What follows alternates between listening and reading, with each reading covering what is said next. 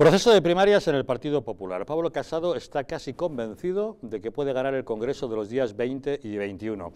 Cree que todos los apoyos que tenía la tercera en liza que quedó descabalgada, María Dolores de Cospedal, van a traspasarle a él ese apoyo. Vamos a echar números acerca de esos posibles apoyos que pueda tener Pablo Casado. Convencido de que los apoyos que tenía Cospedal son suyos, cuenta con pesos pesados exministros como Rafael Catalá, Juan Ignacio Zoido, Dolors Montserrat o Isabel García Tejerina. Cuenta también Pablo Casado con un apoyo tácito, no expresado, pero que en el Partido Popular consideran que sí es suyo, de Alberto Núñez Feijóo y también de Ángel Garrido. El presidente de la Comunidad de Madrid fue atacado por algunos cuando acogió en un acto madrileño a Soraya Sáenz de Santamaría, y muchos del PP de Madrid dijeron: pero ¿cómo es posible que apoyes a Soraya cuando en tu comunidad el apoyo fundamental y más importante se lo llevaba Pablo Casado? Garrido contestó que no daba apoyo ni a uno ni a otro, sino que acogía a ambos en sus actos, pero se da por hecho de que Ángel Garrido efectivamente escucha la corriente de muchísimos alcaldes de la Comunidad de Madrid, mucha fuerza municipal que está dando su apoyo a Pablo Casado. Y hay un apoyo explícito que se ha producido este fin de semana y que es muy significativo, el de María Sangil. En un acto de exiliados venezolanos en Madrid acudió María Sangil con Pablo Casado, y María Sangil fue muy clara al decir que ella había recuperado la ilusión por el Partido Popular en el momento en que estaba Pablo Casado con la posibilidad de ponerse al frente, después de 10 años en que se había considerado absolutamente huérfana de principios en esa formación. El caso es que el propio Casado, convencido de que va a contar con los apoyos de Cospedal, dice que él mantiene un contacto permanente con María Dolores de Cospedal, que comparten ideas y principios, cree que puede estar ya en torno al control de unos 2.000 compromisarios para el Congreso de los días 20 y 21, y dice que también mantiene contacto con otros candidatos que también quedaron descabalgados en la primera ronda. Así lo explica. Estoy muy en contacto con María Dolores, estamos trabajando conjuntamente, incluso ya hemos compartido equipo de campaña y de estrategia, y compartimos una idea de España, una idea de partido y sobre todo principios y valores comunes, y por tanto yo intentaré que las personas que le apoyaban, en especial en Castilla-La Mancha, donde obtuvo un resultado estupendo, pues se sientan identificados en este proyecto. Y por supuesto intentaré que ella también, si decide tener alguna responsabilidad, por supuesto en este proyecto la tenga. Hemos hecho el conteo, es bastante similar a la proporción de las candidaturas que yo creo que se sienten identificadas con este proyecto.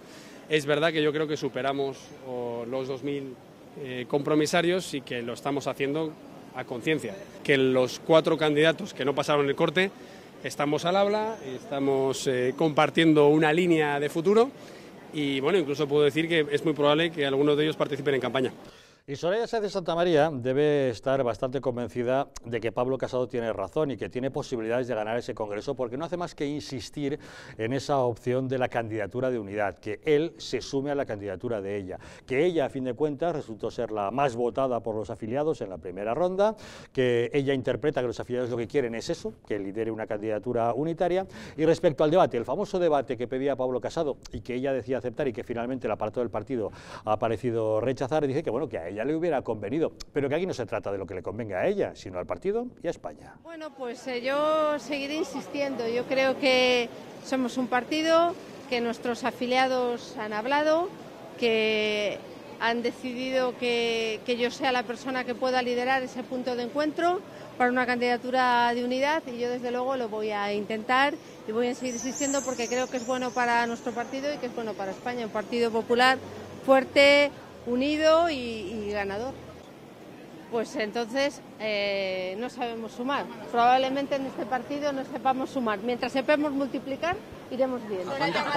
Mire, yo, ¿qué le voy a decir? A mí personalmente un debate me puede venir muy bien. Comparar trayectorias, experiencias, programas, pero no se trata de pensar lo que nos venga a nosotros bien, sino lo que sea mejor para nuestro partido y para España, ¿no? Para nuestra nación. La solución final en el Congreso del 2021. A ver, Miguel Ángel, ¿qué va a pasar en ese Congreso? ¿Realmente Pablo Casado tiene mayores opciones de alzarse como triunfador? Vamos a ver, yo te puedo decir la sensación que más palpo yo, ¿no? Que al final es Madrid, ¿no? Pero también me gusta hacer esta reflexión y digo, España es más grande y no solamente Madrid. No sé qué se está palpando en Andalucía o en Castilla-La Mancha. Andalucía es la gran duda, porque Moreno Bonilla, como sabes, había trabajado en favor de Soraya Sáenz de Santa María. Fue justamente el voto de los afiliados en Andalucía lo que cambió durante el escrutinio que iba liderando Pablo Casado. Claro. Cuando se contabilizó Andalucía fue cuando se puso por delante Soraya. Pero por decirlo de alguna manera, aquí este proceso tiene dos fases claras. Una primera fase en la que se han pronunciado los afiliados que han decidido que pasen. Los que han querido, aunque sean pocos. Y han dicho, han pasado estas dos personas. Y ahora viene la segunda parte. Y esta segunda parte, lógicamente, existe una variante. Y existe una variante que hay compromisarios que habrán apoyado a otros que pueden tomar otro tipo de decisión.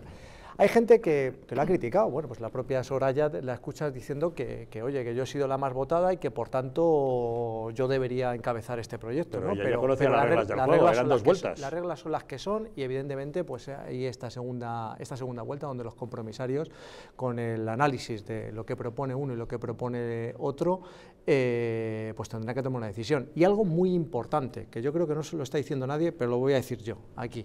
A ver. Yo represento a la sede de Leganés, soy el presidente de la sede de Leganés. Y no es que quiera o deje de querer, no. Mi obligación es llevar a ese congreso lo que mi sede ha decidido. ¿Tú eres compromisario en el congreso? Yo soy compromisario en el congreso y, por tanto, en mi sede ha habido unos resultados y esos resultados yo tengo la obligación. No es ni un derecho ni sentirme legítimo de poder tomar la decisión, no. Si yo de verdad creo en que tenemos que tener un partido fuerte, tenemos que respetar a nuestros afiliados. El Leganés el más votado fue Pablo Casado. Fue Pablo Casado. O sea, yo lo tengo claro, tenemos 3 compromisarios y evidentemente mi obligación es representar y lo que ha decidido mi sede, porque además así mis afiliados me lo han dicho. O sea, es que en cierto modo decir, oye Miguel, yo no me he pronunciado nunca públicamente ni en privado a quién tenían que votar mis afiliados allí, porque además lo consideraba que si de verdad queríamos tener éxito en este tipo de elecciones, los que encabezábamos, en este caso como presidente del partido, no debíamos pronunciarlo. Y yo cuando salí elegido en Leganés, a mí me votó gente que ha votado a Soraya, gente que ha votado a Cospedal y gente que ha votado a Pablo. Las cosas han cambiado mucho desde las últimas municipales. Sí, no, pero me refiero que las últimas elecciones locales, que allí las tuvimos, a mí me ha votado gente que sé que ahora ha votado de todo tipo, porque te lo dicen, ¿sabes? O sea, te dice, oye, pues mira, pues yo creo que fulanita, o yo creo que menganito. Y dice tú, digo, mira, no me he pronunciado ni en público ni en privado, y a partir de aquí, lógicamente, sí que tengo una obligación, y la obligación mía es respetar lo que ha dicho mi sede. O sea, si no, yo creo que estaría defraudando a mis afiliados, además, que son vecinos míos. O sea, pero yo creo que eso es obligación. Compromisarios, ¿cuál es la cuota que va a votar a Soraya? Porque no todos han votado a Pablo Casado, no sé si me entiendes. Sí, entonces, sí, perfectamente. Que vais a coger de los 3, medio tuyo votas a perfectamente. Soraya y los no, otros pues, 2 y medio. Pues al final tú puedes hacer una regla de 3 perfectamente. Sí. O sea, porque según los resultados puedes hacer perfectamente una regla de 3 de representatividad de la sede.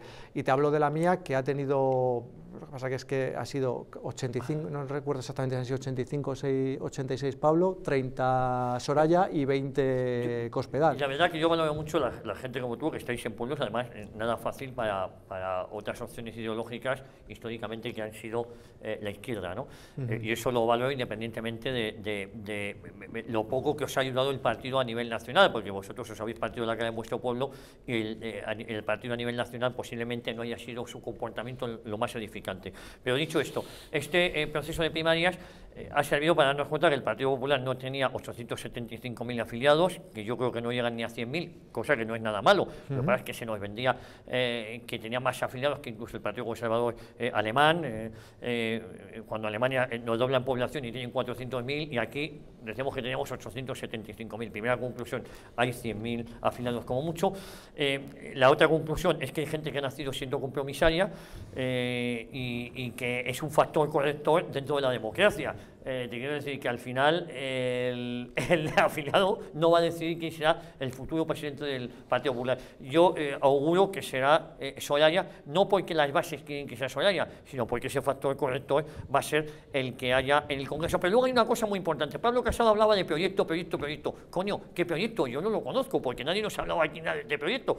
Y Soraya Sáenz de Santa María, tampoco tengo muy claro cuál es el proyecto de Soraya. No tengo ni idea. Soraya hablaba de su trayectoria. Yo que si fuera ella yo me callaba esa trayectoria, porque a mí me parece absolutamente vergonzosa esa trayectoria de la que ella presume. Con lo cual, ¿a qué estamos jugando aquí? Porque yo sigo sin saber qué diferencia a Soraya de Pablo Casado. No lo sé, ni ideológica, ni de estructura, ni su concepto de nación, de Estado, no sé nada. No sé nada. Si yo fuera militante del Partido Popular, lo digo como un outsider, no sabía a quién votar. No sé, o voto como decía Soraya, vótame a mí que soy mujer. Al próximo, bueno. William coincidió en algún evento, ¿no? de Pablo. Al próximo te voy a invitar para que vengas y así vas a escuchar el proyecto, porque claro, desde fuera a lo mejor no lo escuchas.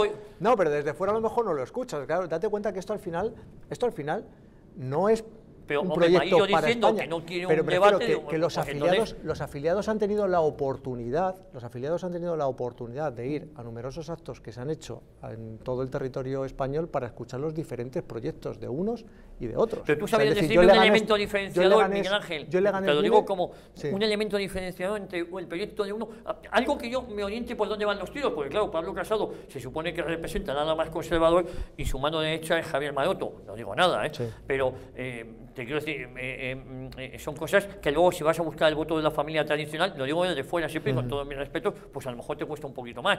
Y Soraya vende que es mujer, y que hay que votarla porque es mujer y es muy divertida y que tiene una trayectoria acojonante según ella, y insisto que a mí esa trayectoria mejor me la callaba, ¿no? Entonces, ¿cuál es el elemento diferenciador de uno u otro que me haga a mí decantarme? No a mí, yo soy afiliado, pero desde fuera, como analista político.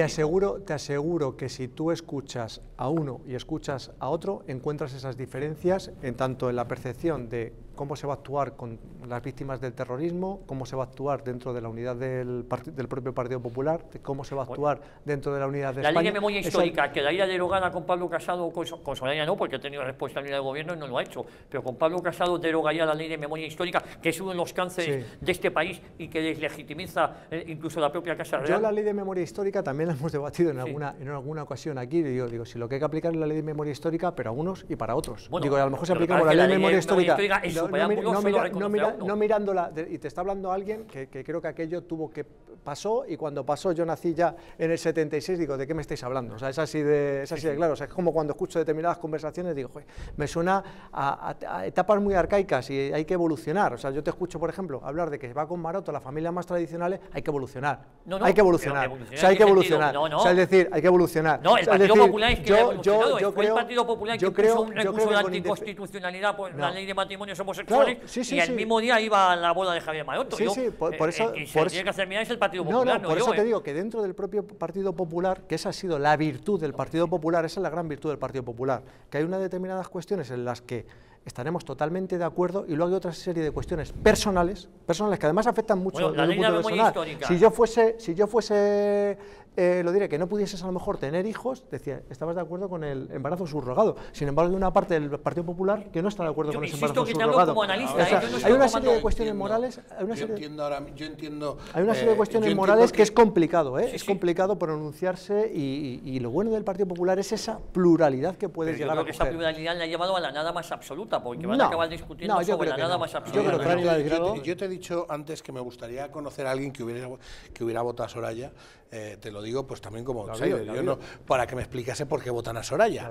Y si tú lo conoces y te rogaría que me dieras una explicación de por qué alguien vota a Soraya.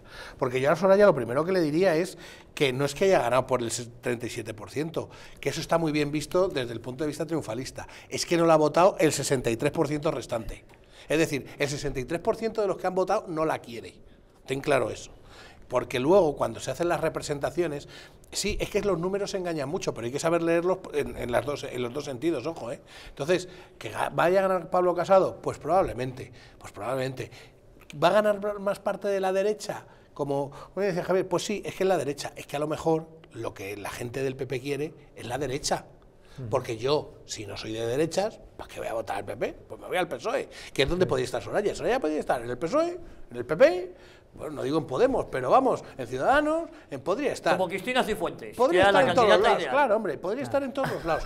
A mí ciertamente, a medida que he oído la música de Pablo Casado, bueno, pues alguna cosa que he oído, Unidad de España, María San Gil que vuelve, tal, pues mira, esa canción, esa música, pues me va gustando, pero renovación, con gente que hace y que lleva aquí metido, pues años y años, ¿y dónde está? Esa yo no la canción veo. la teníamos con Mayor Oreja cuando se le presentó en las europeas. pero vamos a ver, Claro. yo Entonces, cuando... espera, déjame que termine. Dicho esto, Pablo Casado en Madrid arrasa, y ha arrasado, lo sabemos, y gana.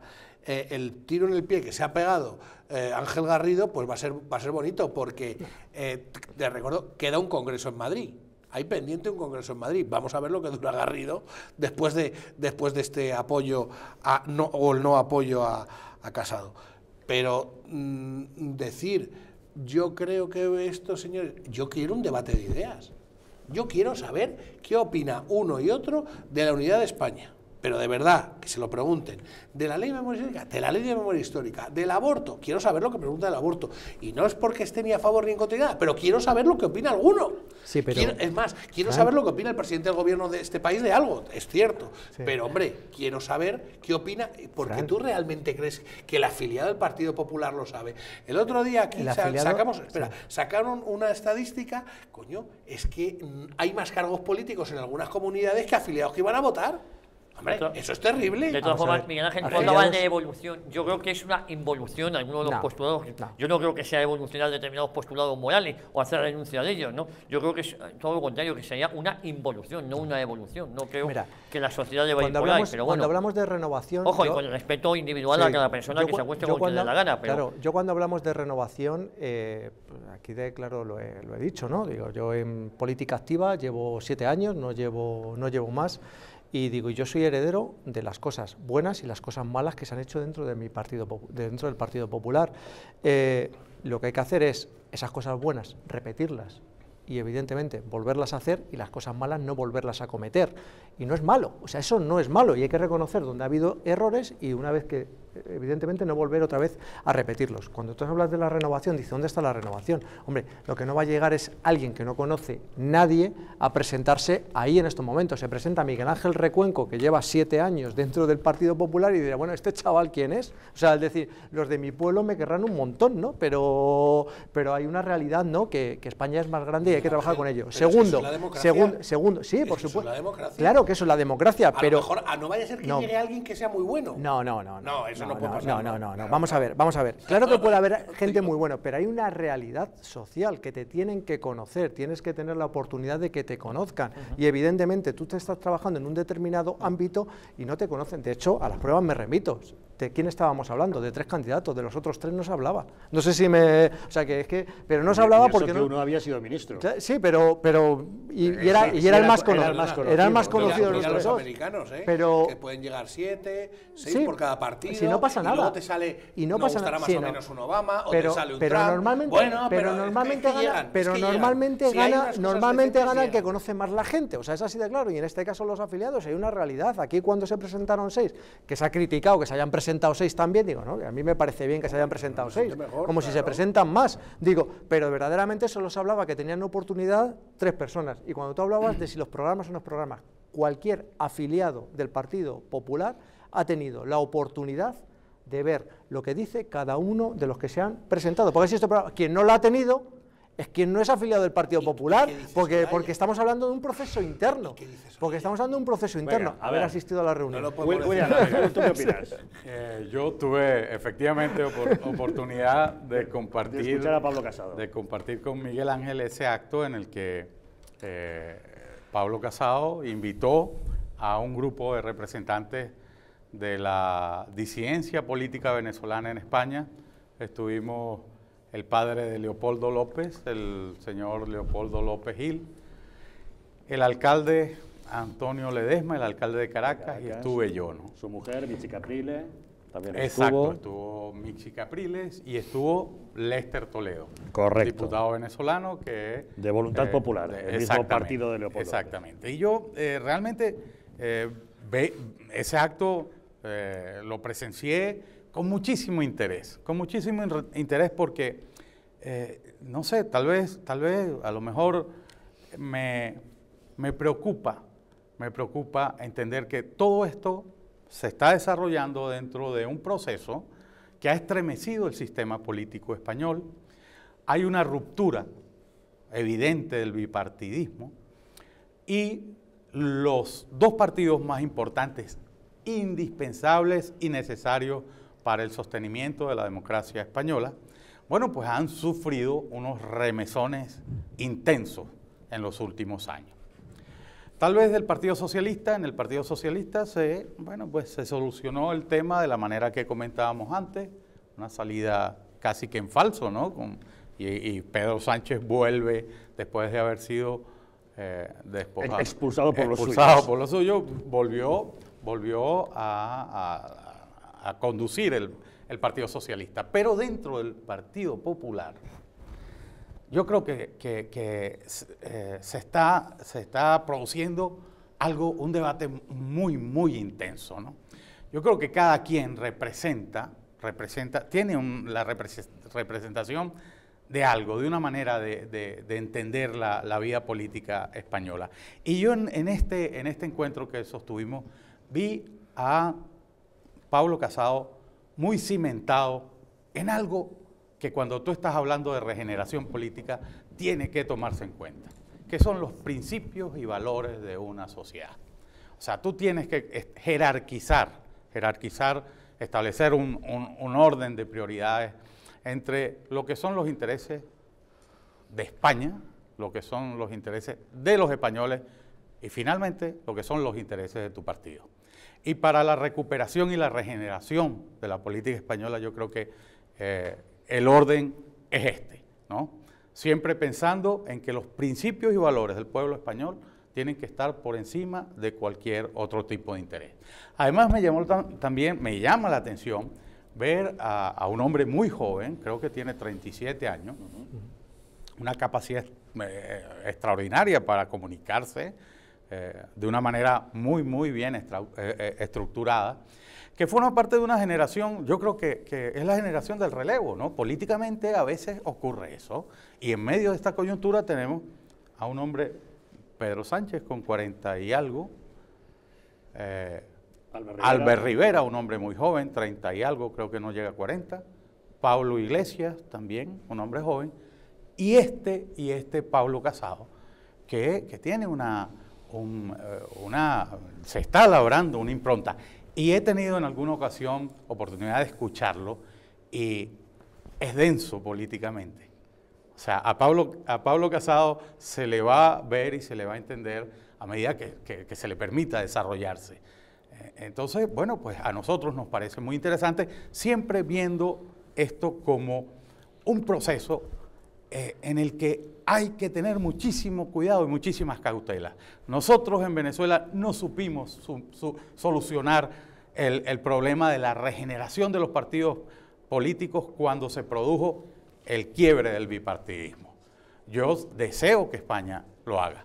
Esto no quiere decir que en un momento dado, bueno, pues es un hombre que se está preparando, a lo mejor no logra el objetivo que tiene previsto, pero que va a ser un valor importantísimo. Y además de eso, caramba, en este acto apareció María San Gil. Eso es. Y le dio su apoyo. O sea, María San Gil forma parte de la reserva moral del Partido Popular y estaba un poco al margen de todos los procesos. Se habló de Gregorio Ordóñez, ¿no? En ese acto, María San Gil, vinculada a todo lo que formó parte de aquel episodio tan dramático. Quien lideró la sustitución de Gregorio Ordóñez, exacto, estando sentada a la misma mesa en la que le volaron la cabeza de un tiro los etarras, y ella incluso salió corriendo detrás del etarra y afortunadamente no le alcanzó porque se podía haber jugado la vida. Correcto. María San Gil, yo creo que aporta, en esa idea que estoy trasladando, aporta una representación muy importante. Gregorio Ordóñez, por cierto, nació en Caracas, había nacido en Caracas. ¿No? A nosotros los venezolanos, y lo decía y lo llevaba con orgullo, ¿no? Bueno, también nació Iñaki Anasagasti, con lo cual no sé si eso garantía de algo. Hay de todo en Caracas, como en Botica. Iñaki Anasagasti no nació en Caracas, nació en un pueblito. En Venezuela, perdón. ¿Qué? Que desgraciadamente ahora algún etarra vive en Caracas. Bueno, Pablo Casado a mí me parece un joven viejo, un viejo prematuro, pero independientemente de mi apreciación personal, esperemos que no tenga algún cadáver en el armario como lo ha tenido Núñez Feijóo o como lo ha tenido Cristina Cifuentes, ¿no? Yo creo que ese es un poco el lado más flojo que puede tener Pablo Casado. Lo de María San Gil, prefiero, me hubiese gustado que María San Gil, o mejor dicho, que Pablo Casado, cuando la ley de derechos inhumanos, la sentencia del Tribunal de Derechos Inhumanos de Estrasburgo permitió la liberación de etarras, presos, asesinos y criminales de forma prematura, pues se hubiese manifestado a lo mejor de forma más contundente, aunque hubiese sido para decir que él no hubiese cumplido esa ley, con esa sentencia, igual que hay muchos tribunales, igual que hay muchos países de nuestro entorno, como el Reino Unido, que no cumple esas sentencias del Tribunal de Derechos Inhumanos de Estrasburgo, sobre todo cuando hacen referencia a criminales del IRA. Lo de incumplir la ley, incumplir las resoluciones judiciales, el ceder soberanía a un tribunal extranjero que está en Estrasburgo. Ese es el auténtico problema. Pero entonces no salimos de Europa. Reconocemos, el Reino Unido no estaba en Europa cuando no ha reconocido esas sentencias. ¿Sabes? Y no las ha aplicado nunca. Pero no estaba totalmente. El ¿Cómo que no? El Reino Unido sabes tú que no estaba totalmente. Pues a lo mejor hay que salirse. Si a mí Europa me dice que suelta a terroristas, asesinos y violadores, pues igual hay que salirse. Y otra cosa es en el tiempo en que la cumples. Que nadie dijo que había que hacerlo mañana, ¿eh?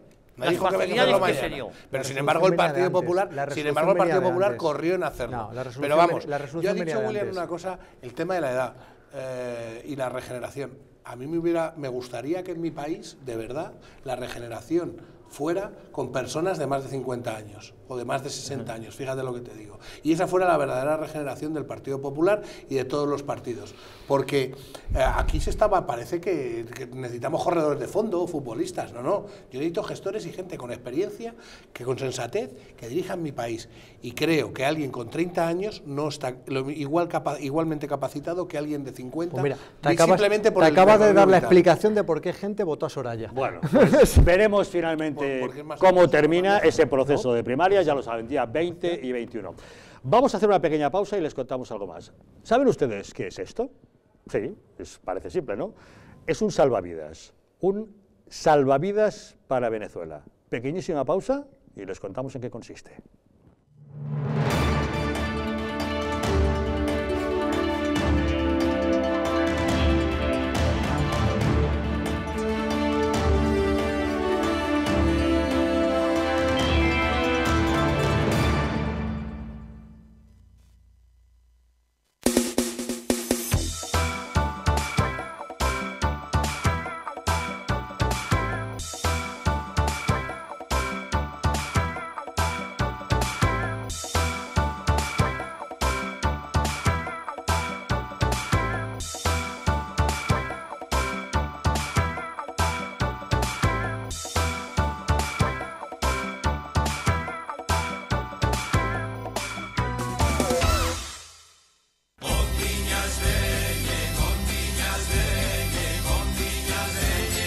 En pleno barrio de Chamberí, saborea los mejores manjares de las Rías Gallegas en Madrid.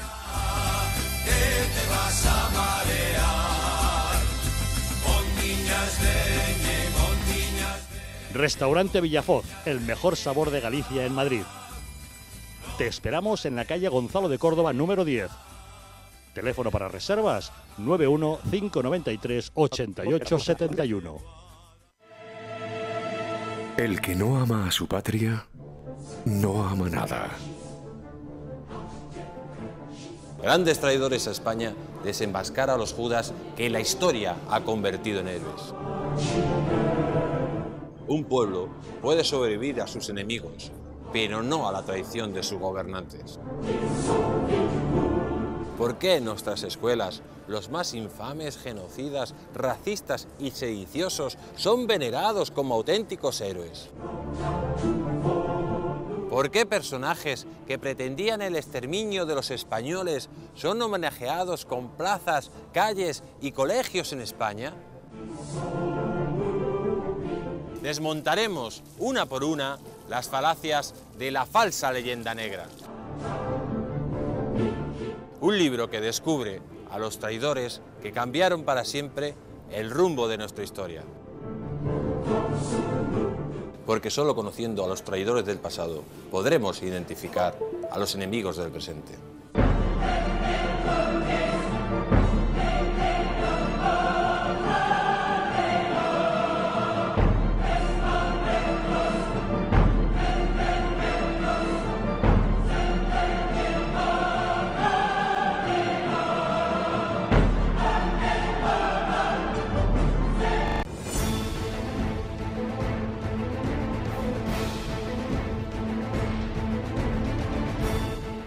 España, nación de naciones, va a llegar. Visca Catalunya, lliure i soberana. Diré que yo soy el lehendakari más peligroso para sus intereses. Independent en forma de república. Todos estos que acaban de ver hablan mucho, muchísimo, posiblemente hasta demasiado en el resto de canales.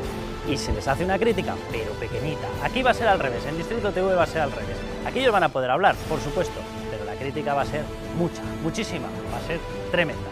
¡Hala! Con España a Cuesta, todos los domingos de 10 a 12.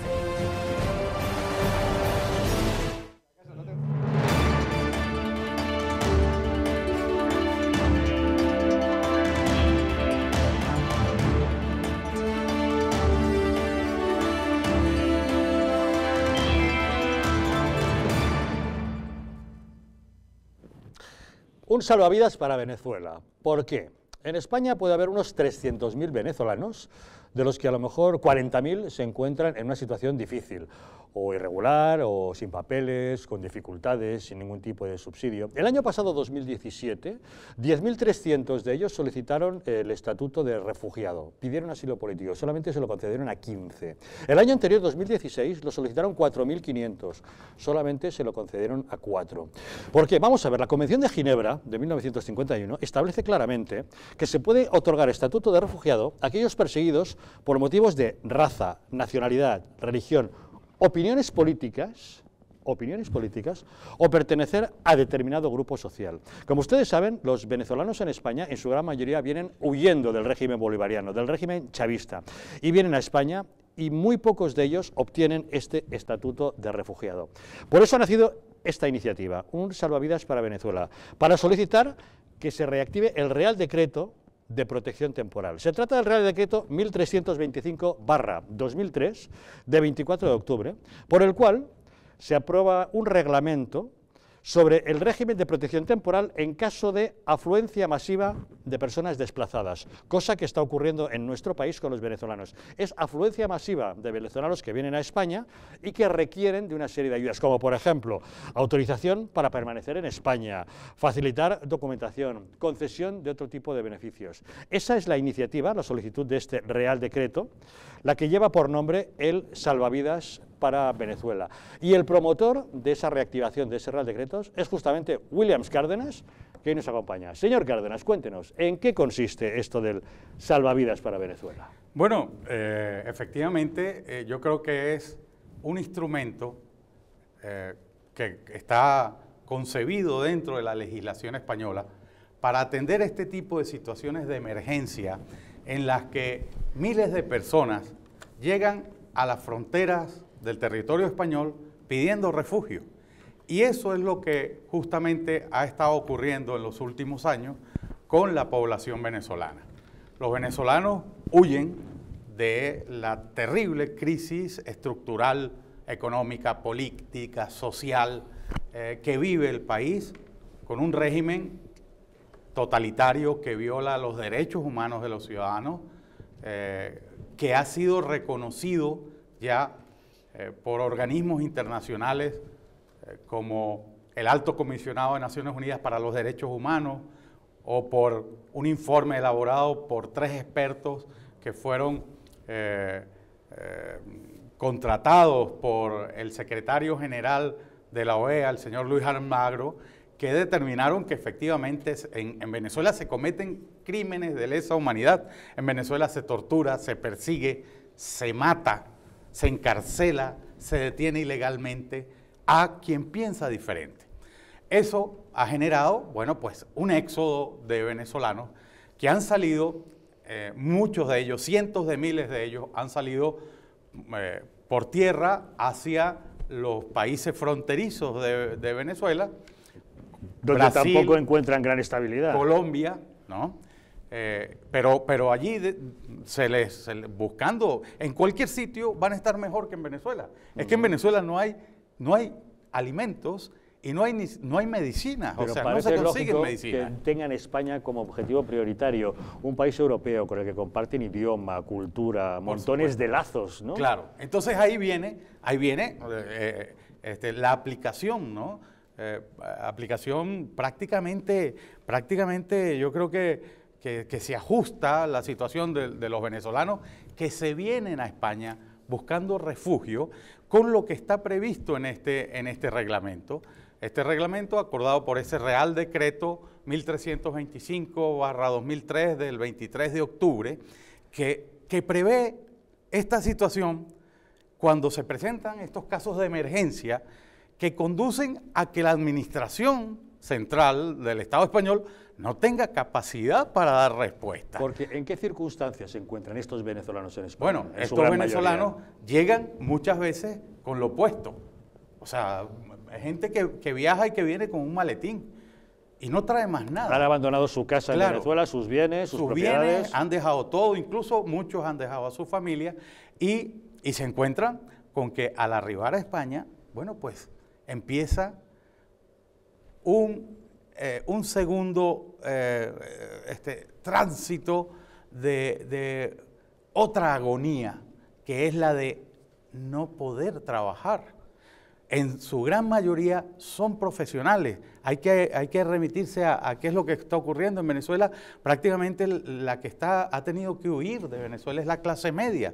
Gente que ha tenido acceso a la formación. ¿Y no pueden trabajar porque no tienen un permiso de residencia? Correcto, no pueden trabajar porque no tienen una situación legal, no se les reconoce la situación legal. Y cuando intentan invocar ese derecho de asilo, bueno, pues no hay capacidad. De 10.300 del año 2017 se resolvieron 15 favorablemente. El año 2016 de 4.500 se resolvieron 4. Bueno, porque el Estado considera que no son merecedores de ese estatuto porque no han huido por cuestiones ideológicas. No, en muchos de los casos es que ni siquiera se resuelven. Son casos que están represados y que la administración no tiene capacidad para resolverlo. Y aquí es donde el reglamento dice, hey, cuando se presente una situación de emergencia de esa naturaleza, el Ministerio del Interior puede informar al Consejo de Ministros, y el Consejo de Ministros es el que tiene la competencia para declarar la protección temporal del colectivo. Y luego remite nuevamente su decisión al Ministerio del Interior para que el Ministerio del Interior elabore un registro de estas personas que tienen que acudir al Ministerio del Interior a invocar esa protección temporal. En ese caso, las personas que resultan favorecidas obtienen un permiso de residencia por 1 año, permiso de trabajo, el derecho a circular libremente por España como cualquier otro ciudadano, y la posibilidad de tener asistencia médica, algo que es fundamental para cualquier persona cuando sale fuera de su entorno original. Bueno, pues esto es lo que hemos hecho público hoy. Nos han acompañado estos 2 venezolanos ilustres que luchan día a día por los derechos de nuestra ciudadanía, que son Leopoldo López Padre y el alcalde Antonio Ledesma, y simplemente le estamos diciendo al Ejecutivo español, señores, aquí tienen en su propia legislación, tienen la solución a un problema que no solo es un problema de los venezolanos, es un problema que empieza a afectar a la propia sociedad. Claro, la situación de vulnerabilidad en la que se encuentran muchos venezolanos en España provoca que sean víctimas de abusos laborales, de fraude a la seguridad social, de fraude fiscal en ocasiones, incluso de esclavismo, hasta de matrimonios de conveniencia se pueden hallar a producir. Gente, profesionales, médicos, ingenieros, abogados, odontólogos, que tienen que buscarse la vida trabajando a lo mejor de cualquier manera y en cualquier condición, porque no tienen algo tan sencillo como esto, ¿no? Yo creo que nosotros le estamos proponiendo al Ejecutivo español una medida muy sencilla y además muy fácil de asumir. Además, el gobierno ha demostrado una especial sensibilidad hacia el tema migratorio. Entonces, bueno, pues ya los tienes aquí.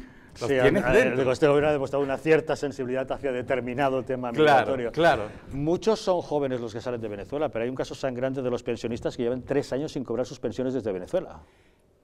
Bueno, esa es ya una situación dramática, ¿no?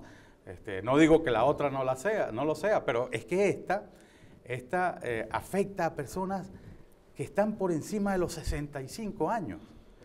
Del resto de lo que estábamos hablando hasta hace un momento, de esos solicitantes de asilo, en su gran mayoría son personas que están entre los 20 años y los 55 años. Solo hay 60 personas que están por encima de los 65 años, mientras que el colectivo de los pensionistas y de los jubilados, bueno, pues es todo personas de mayor edad que se encuentran, algunos de ellos, en situación de inanición, porque no reciben desde hace 3 años su pensión. Se han hecho gestiones ante organismos, tanto nacionales en Venezuela. Maduro ofrece que sí, que les va a pagar. Imposible, no hay manera de que les responda. Entonces, bueno, pues yo creo que es un problema que hay que enfrentar y hay instrumentos legales para solucionarlo. Entonces, ¿Cómo dibujarías cuál es la situación que se está viviendo en estos momentos en Venezuela?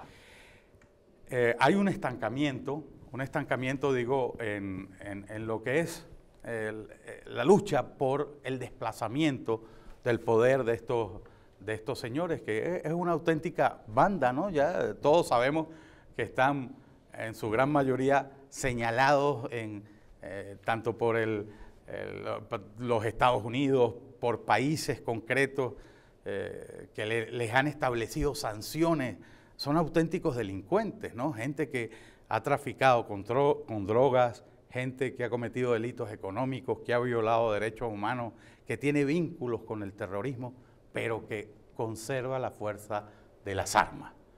Están sentados sobre las bayonetas y a la población venezolana, bueno, pues al final termina siendo una sociedad secuestrada por unos hombres que ejercen la violencia y la ejercen con un rigor y sin ninguna piedad, ¿no? Cuando hay que matar, detener, torturar, amenazar, perseguir al disidente, no tienen ningún miramiento para no hacerlo, ¿no? Entonces es muy difícil luchar contra un régimen de esa naturaleza. Lo que sí está ocurriendo es que la comunidad internacional ha asumido algo como nunca antes en la historia habíamos visto. O sea, un respaldo a la lucha de los venezolanos por el rescate de su libertad y de su democracia, que ha llevado a que el Parlamento Europeo, por ejemplo, les establezca sanciones a estos señores, que les impida venir al territorio europeo, que les congele los bienes que tienen en Europa, porque este socialismo del siglo XXI arroja una especie curiosa de socialistas y de comunistas, ¿no? Que les gusta... Sí, aquí en España tenemos algún ejemplo con allá, Podemos. Y luego venir a disfrutar las bondades que ofrece o bien los Estados Unidos, ¿no? Como país desarrollado, o bien los países europeos. O las mansiones en Galapagar. Ayer en Suiza, por ejemplo, un país que conserva y ha mantenido siempre una neutralidad extraordinaria dentro de la política internacional, dictó una sanción en contra de más de 11 o 12 de estas personas que tienen bienes y cuentas en Suiza, cuentas secretas, y se las han congelado, ¿no?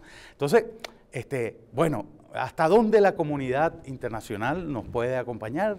Nosotros estamos muy agradecidos por todo lo que ha sido eso, el Grupo de los 13 de Lima, los Estados Unidos, Canadá, 28 países europeos, ¿no?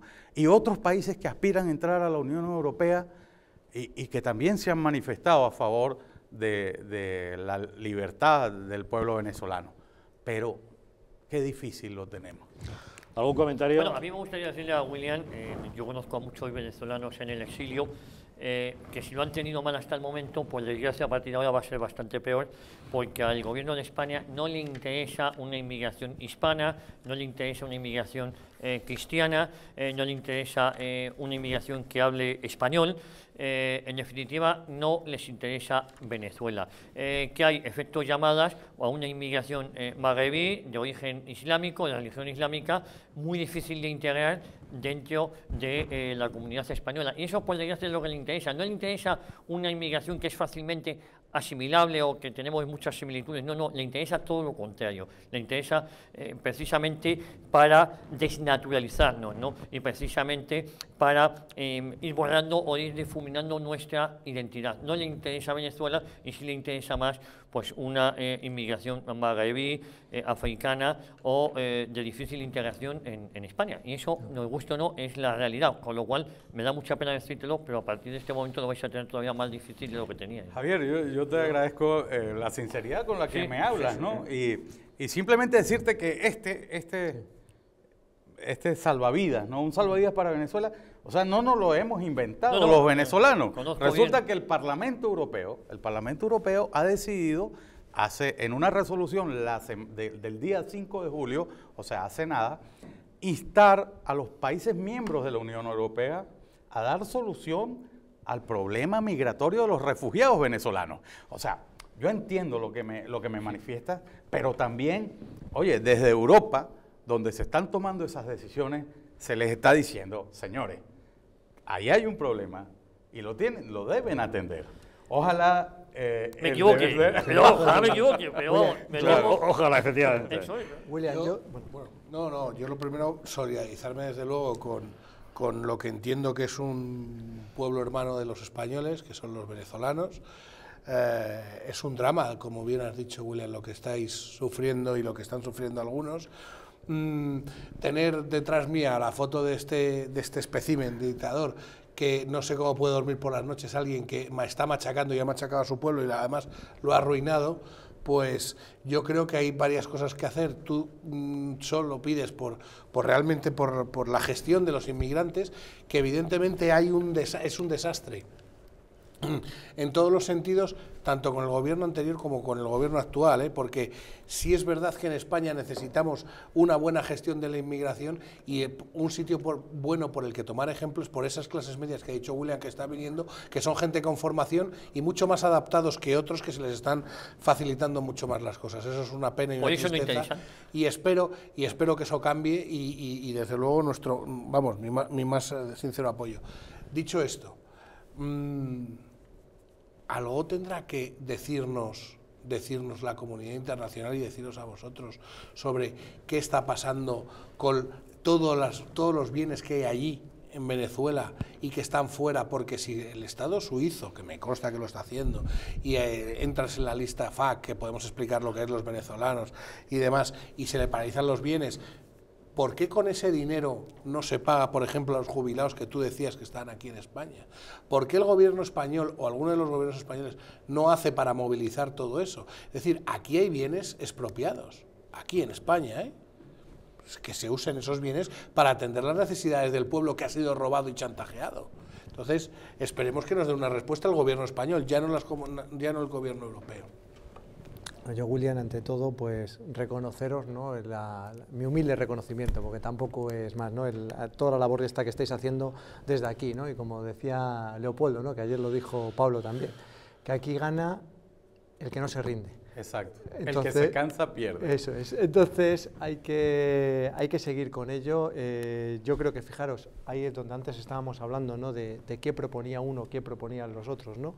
Pues por ejemplo, Pablo ayer fue contundente referente a este asunto, ¿sabes? O sea, estuvo contundente con el tema de Venezuela, justamente por ese hermanamiento que tenemos con ellos. Y es verdad que cuando hablamos de inmigración, aunque sea de otros países, pues te sale el lado humano y dices, cuando alguien se viene de su país en esas condiciones, joder, ¿qué leches estarán viviendo? No sé si me explico. Y sí que estoy de acuerdo con vosotros en que es un tema que hay que acometer seriamente. O sea, hay que acometerlo seriamente porque es verdad que somos una puerta, España es una puerta. Ya sabéis yo que lo del efecto llamada no me gusta absolutamente nada, y sí que este gobierno actual ha ejercido un efecto llamada, que no significa que antes no entrasen inmigrantes, muchos, pero no había tanto efecto llamada. Se llevaba más un poco decir, oye, mira, porque es verdad que yo creo que si tú vienes aquí y y te cuentan allí que esto es el paraíso, que luego no es tan paraíso cuando vienes aquí, porque si no tienes papeles, no tienes dónde ir,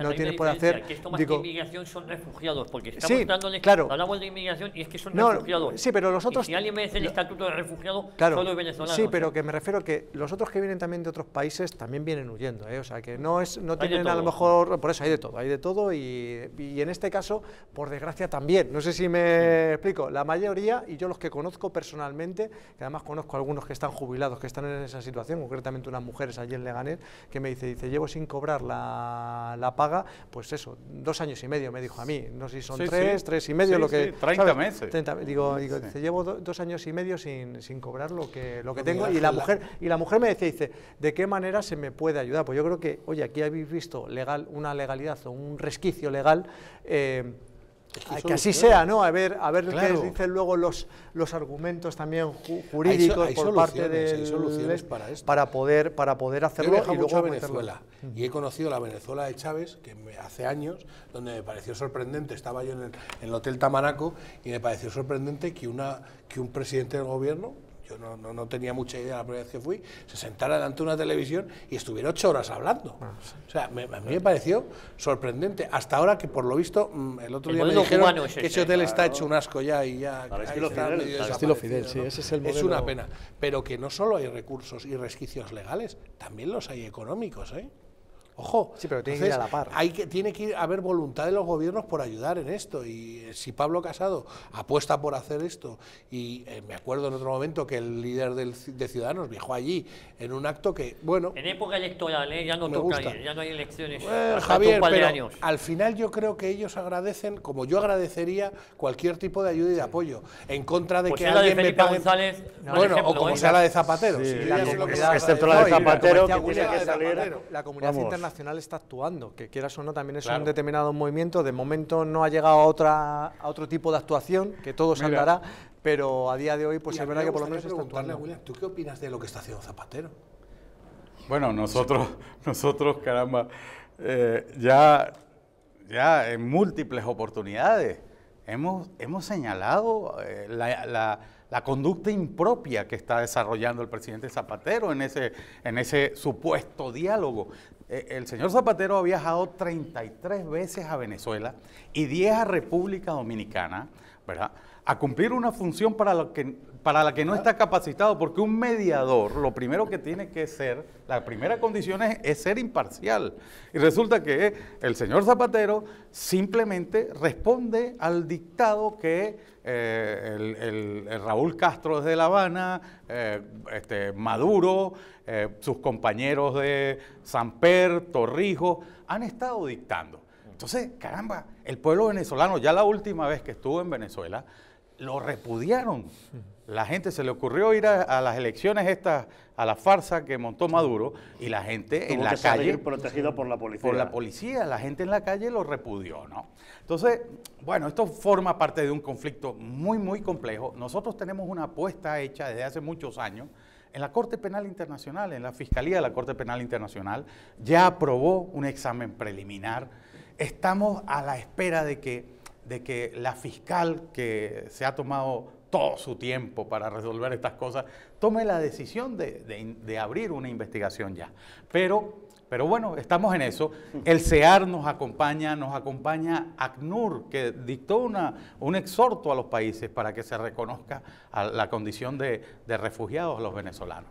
Muchísimas gracias. Un salvavidas para Venezuela, esperemos que sea de utilidad. Un agradecimiento muy especial a Williams Cárdenas por habernos acompañado esta noche. Gracias, William, por haber estado con nosotros. Muchas gracias, Javier. Muchas gracias, Fran Simón, por su compañía, Javier García Isaac, Miguel Ángel Recuenco. Gracias también a todos ustedes por habernos acompañado, pero no se vayan, porque ahora les dejamos con la película Tres aventureros. Narra las aventuras y desventuras de 3 amigos de espíritu aventurero que se van al Congo a ver si consiguen localizar un tesoro que iba como cargamento en un avión que ha quedado hundido. Pero no serán los únicos, un grupo de mercenarios va detrás del mismo tesoro. Lo protagonizan Alain Delon y Lino Ventura. Que disfruten de la película. Nosotros volvemos mañana con Los Intocables.